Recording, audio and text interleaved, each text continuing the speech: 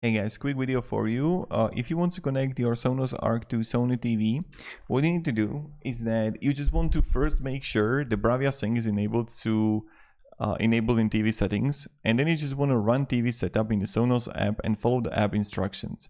When the app instructs you, connect the Arc to the TV's HDMI Arc port using the Sonos supplied HDMI cable. So this is something that you want to do.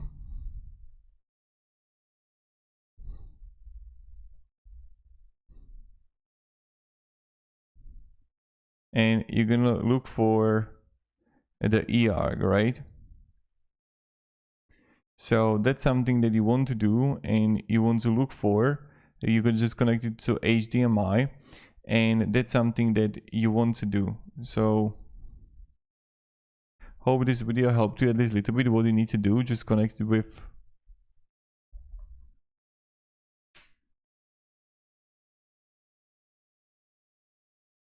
and then also you want to be sure to double triple check your HDMI cable connection slips up the Arc fairly easily.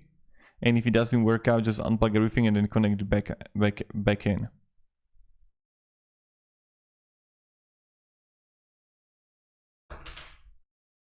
So yeah.